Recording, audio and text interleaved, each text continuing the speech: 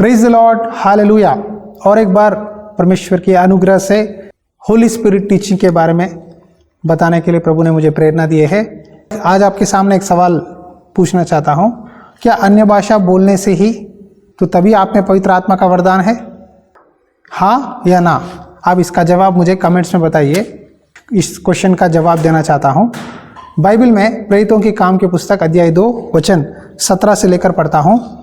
परमेश्वर कहते हैं कि अंत के दिनों में ऐसा होगा कि मैं अपना आत्मा सब मनुष्यों पर उंडेलूँगा और तुम्हारे बेटे और तुम्हारी बेटियां भविष्यवाणी करेंगी और तुम्हारे जवान दर्शन देखेंगे और तुम्हारे पुरानिए स्वप्न देखेंगे।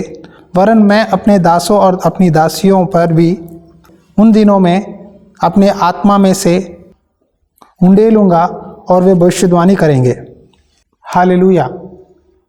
बाइबल जब भी आप पढ़ते हो बहुत ध्यान से पवित्र आत्मा की मदद से प्रार्थना करके पढ़ना चाहिए। कई लोग परमेश्वर के वचन में से जो प्रचार करते हैं बिना पढ़े, एक वचन को लेकर कॉन्टेक्स्ट को समझे बिना आधा यहाँ आधा वहाँ थोड़ा थोड़ा पढ़ के उसे एक्सप्लेन करते हैं और उसी के कारण कई गलत डॉक्ट्रिन्स, गलत शिक्षाएं आज आप यूट्यूब में देख सकते हो। इसीलिए जब भी आप बाइबल पढ़ते हो बहुत ध्यान से पवित्र आत्मा की प्रेरणा से, परमेश्वर से दुआ करके, पवित्र आत्मा की सहायता से बाइबल पढ़ना ज़रूरी है। यहाँ पतरस यहूदियों के सामने खड़ा होकर पेंतुकुस के दिन जब वो पवित्र आत्मा से भर गए, सब लोग अलग अलग भाषाओं में परमेश्वर की स्तुति कर रहे थे। वहाँ अलग अलग शहरों से मसोपोटामिया, यहूदी, कप्पदोकिया, पुंतुस, आसिया, फुर्गिया, पंफूलिया, मिस्र, लिबिया, इस तरह अलग अलग जगहों से लोग आए। उनको सवाल उत्पन्न हुआ कि ये लोग क्या बोल रहे हैं। पतरस सबके सामने खड़ा होकर ये जो योवेल की पुस्तक पुराना नियम में लिखा हुआ है, ये भविष्यवाणी सुसमाचार प्रचार कर रहा था। यहाँ पहले बात में लिखा है, परमेश्वर कहते हैं कि अंत के दिनों में ऐसा होगा। अंत के दिनों मतलब क्या है पता है?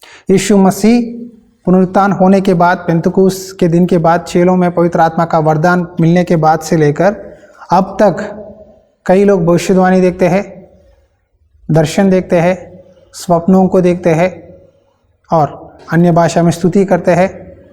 ये सब परमेश्वर के दिए हुए वरदान है। अब कुछ लोग कहते हैं आप अन्य भाषा में बात करोगे तभी आपको पवित्र आत्मा का वरदान है, अगर आप बात नहीं करते तो आपको नहीं है। क्या ये सच है? गलत है।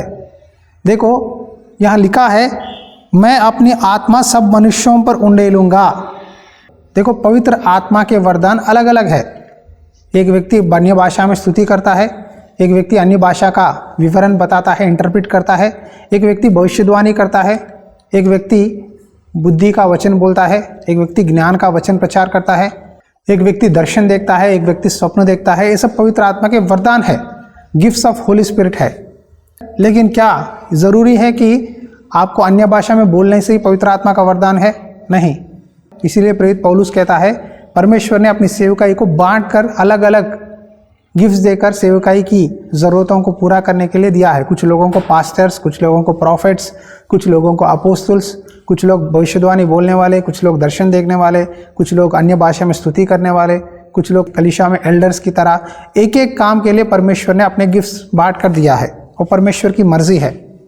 लेकिन जो आशा से परमेश्वर को मांगते हैं, परमेश्वर मुझे अन्य भाषा की वरदान दे, मैं अन्य भाषा में स्तुति करना चाहता हूँ, तो ज़रूर परमेश्वर देने वाला है। बाइबल में लिखा है, अगर आप बुरे होकर भी अपने बच्चों को भले गिफ्ट्स देते हो, उसी तरह परमेश्वर भी अपने मांगने वालों को पवित्र आत्मा क्यों ना देगा? पवित्र आत्मा ज़रूर परमेश्वर देने वाले हैं। लेकिन आपको ये बात ध्यान रखना है कि पवित्र आत्मा के वरदान को, अन्य भाषा की वरदान को आपको गलत उपयोग नहीं करना चाहिए। आप कहोगे कैसे ब्रदर? देखो एक चर्च में कई लोग आते हैं, वर्शिप करते हैं, आराधना करते हैं, तो अगर चर्च में सब लोग अन्य भाषा में बोलते हैं तो आप भी अन्य भाषा में स्तुति कर सकते हो।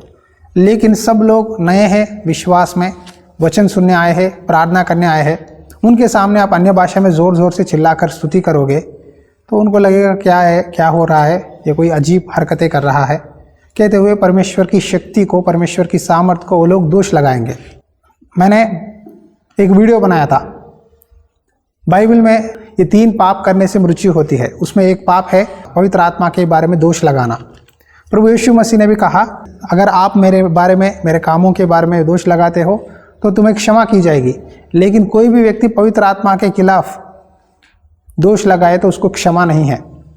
जब यीशु मसीह लोगों को चंगा कर रहे थे, दुष्ट आत्माओं को निकाल रहे थे, अंधों को आंखें दे रहे थे, लंगड़े चल रहे थे, गूंगे बात करने लगे, मरे हुए जी उठ रहे थे, ये सब पवित्र आत्मा की सामर्थ्य से प्रभु यीशु मसीह करने लगे।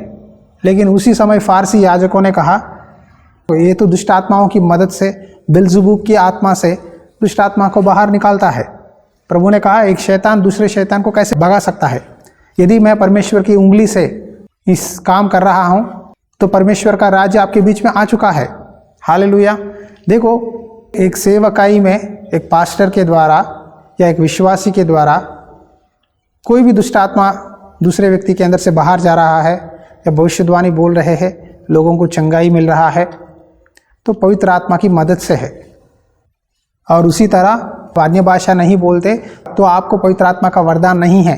ये बात फॉल्स डॉक्ट्रिन है, गलत शिक्षा है, क्योंकि यहाँ वचन में लिखा है, अंत के दिनों में अपनी आत्मा उंडेलूंगा, अपनी आत्मा सब मनुष्यों पर उंडेलूंगा, तुम्हारे बेटे बेटियां भविष्यवाणी करेंगे, दर्शन देखेंगे, पुरानियां स्वप्न देखेंगे।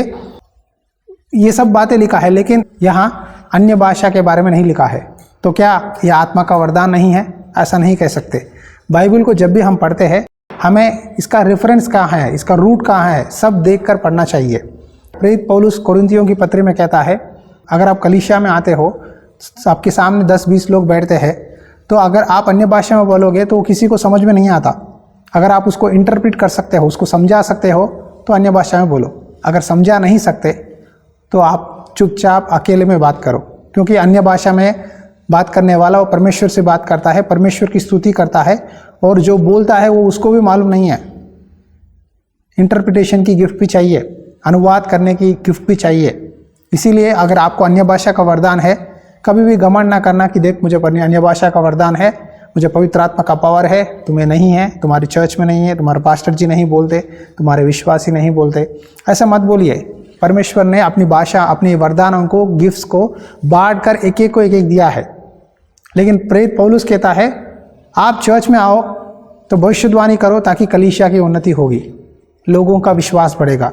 अगर आपको अन्य भाषा का वरदान है तो आप अकेले में कर सकते हैं, लेकिन सबके सामने एग्जीबिशन करने की ज़रूरत नहीं है, दिखावा करने की ज़रूरत नहीं है। और उसी तरह अन्य भाषा बोलने वाला परमेश्वर से बात करता है, वो कोई भी मनुष्य समझ नहीं सकता, वो सीक्रेट है।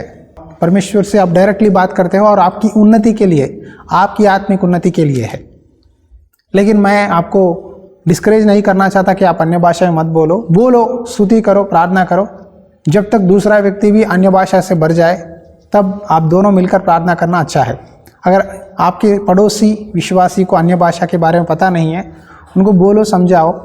अगर वो पसंद नहीं करते, उनको फोर्स करके बोलने की ज़रूरत नहीं है कि तुमको पावर नहीं है, तुमका पवित्र आत्मा का अनॉइंटिंग नहीं है, ऐसा नहीं बोलना है। क्योंकि परमेश्वर ने अपनी आत्मा को बांट कर एक एक गिफ्ट एक एक के अंदर दिया है। शायद वो दर्शन देख सकता हो, या भविष्यवाणी बोल सकता है, या आपसे अच्छी तरह वचन प्रचार कर सकता हो। पता नहीं परमेश्वर किसके अंदर क्या गिफ्ट रखा है।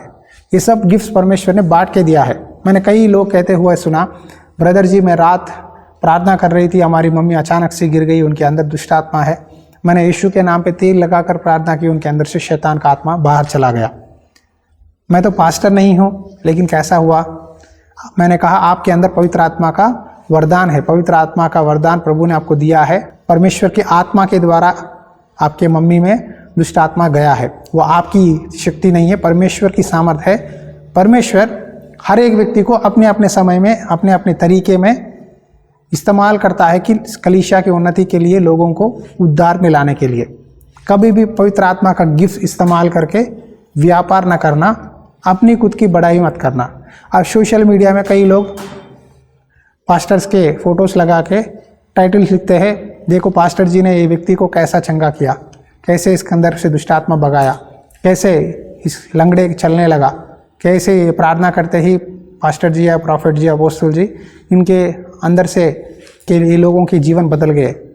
पास्टर जी की महिमा मत करो प्यारे भाइयों और बहनों, ये पवित्र आत्मा का गिफ्ट है, पवित्र आत्मा की मदद से हुआ है। पास्टर सब एक ही है। प्रभु यीशु मसीह अनुमति दिए बिना, परमिशन दिए बिना कोई भी पास्टर जितने भी वरदान हो उस समय में चंगाई नहीं होती।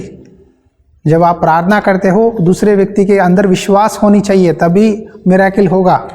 विश्वास के बिना आप जितना भी पावर है, जितना भी अनॉइंटिंग है, नहीं हो सकता। समझ गए? इसीलिए खुद की महिमा छोड़कर आगे से परमेश्वर की महिमा करो। आज कई चर्चेस मरे हुए हैं। एक तरफ चर्चेस में पवित्र आत्मा के बारे में टीचिंग ही नहीं देते और दूसरी तरफ पवित्र आत्मा के बारे में ओवर एक्शन करते हैं। सच बोल रहा हूँ, ओवर रिएक्शन, ओवरडोज हो जाता है। जो नहीं है थोड़ा एक्स्ट्रा डाल के, मसाला डाल के, दिखा के परमेश्वर की आत्मा के कामों को लोगों के सामने बेइज्जती करवाते हैं और कहते हैं क्या मसीह लोग अगर पवित्र आत्मा है तो लोग ऐसे हरकतें करते हैं। देखो, हर चीज़ ऑर्डर में किया जाता है। लोगों को आप सोशल मीडिया में कैमरा डालकर सामने उनको, देख मैं इसके अंदर शैतान की आत्मा कैसे भगा दिया, देख ये लोग कैसा भाषा में बोल रहे, सब दिखाने की ज़रूरत नहीं है। ये पर्सनल है, पर्सनल रिलेशनशिप विद गॉड है। परमेश्वर की दी हुई आत्मा के वरदानों को हमें ज़्यादा दिखाने से लोग बेइज्जती करेंगे। प्रभु की आत्मा पे दोष लगा रहे हैं कई लोग आज। आप ऐसे मत रहिए। मैं बहुत दुख से, बोझ से आपके सामने चर्च में खड़े होकर बोल रहा हूँ। अगर आपको परमेश्वर ने अन्य भाषा का वरदान दिया है, हालेलुया, धन्यवाद करो, स्तुति करो, बात करो। प्रेरित पौलुस कहता है कि मैं चाहता हूँ कि सब अन्य भाषा में स्तुति करें। मेरी भी आशा है कि आप सब लोग भाषा में बोले। मैं भी भाषा में स्तुति करता हूँ, लेकिन ये नहीं कि मैं आपके सामने, कैमरे के सामने अन्य भाषा में आपको एग्जिबिट करते हुए शोकस करने की कोई बात नहीं है। अन्य भाषा बोलने वाला परमेश्वर से बात कर रहा है, तो दूसरे मनुष्यों को सुनने की ज़रूरत नहीं है। सिर्फ अन्य भाषा ही पवित्र आत्मा का साइन नहीं है। दर्शन है, भविष्यवाणी है, वचन अच्छी तरह प्रचार करने वाले हैं, दुष्ट आत्मा को निकालने वाले हैं। ये सब एक एक वरदान प्रभु ने दिया है। मसीह में प्यारे भाइयों और बहनों, आज प्रभु कहते हैं मैं अपनी आत्मा आपके सब पर उंडेलूंगा, आपके लाइफ बदलेगा। हम अंत दिनों में है।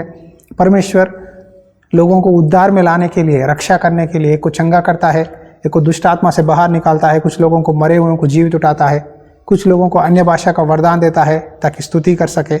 एक एक को अपनी कलीसिया की उन्नति के लिए प्रभु देता है। ये सब आपकी आत्मा की उन्नति के लिए। इसीलिए हर चीज़ एक क्रम में, ऑर्डर में करना ज़रूरी है। हालेलुया। मैं अब आपके सामने पवित्र आत्मा की अभिषेक के लिए दुआ करता हूँ। आप मेरे साथ जुड़ जाइए, ज़रूर प्रभु आपको अभिषेक करेंगे। अनुग्रहकारी दयालु परमेश्वर, प्रार्थना करता हूँ परमेश्वर, hallelujah, hallelujah, hallelujah, hallelujah, hallelujah. पिता परमेश्वर, तेरी महिमा इनके ऊपर उंडेल परमेश्वर। तेरी पवित्र आत्मा का वरदान जो लोग चाहते हैं, मुझे दर्शन देखना है, मुझे स्वप्न देखना है, मुझे भविष्यवाणी बोलना है, अंत के दिनों में लोग मेरी महिमा करेंगे, तेरी कलीसिया के उन्नति के लिए होगी। पिता, मैं विनती करता हूँ जो लोग इस वीडियो देख रहे हैं, नाज़री यीशु मसीह के नाम पे पवित्र आत्मा में प्रार्थना करने के लिए सहायता कर, अन्य भाषा में स्तुति करने के लिए सहायता कर, तेरे वचन को अच्छी तरह से पढ़ने के लिए इनके आंखें खोल, वचन की सच्चाई को जानने के लिए सहायता कर, झूठे प्रचारकों से, झूठे डॉक्ट्रिन से इनको बचा, सही रास्ते पे चलने के लिए सहायता कर। तेरी पवित्र आत्मा का अभिषेक इनके ऊपर दे। जब तेरी अभिषेक हम पर होती है, हम तुझसे प्यार करते हैं, तेरी महिमा करते हैं, तेरी आदर करते हैं। आप ही इस वचन सुनने वालों को, एक एक के दिलों को प्रभु शुद्ध कर, पवित्र जीवन, प्यार, उद्धार देकर आशीष दे। यीशु मसीह नाम पे विनती करता हूँ परमेश्वर, आमेन। Praise the Lord. प्रार्थना करो। अगर आपको प्रभु प्रेरणा दे, इस सेवकाई में आप अपना दान बेचकर सपोर्ट कर सकते हैं। God bless you.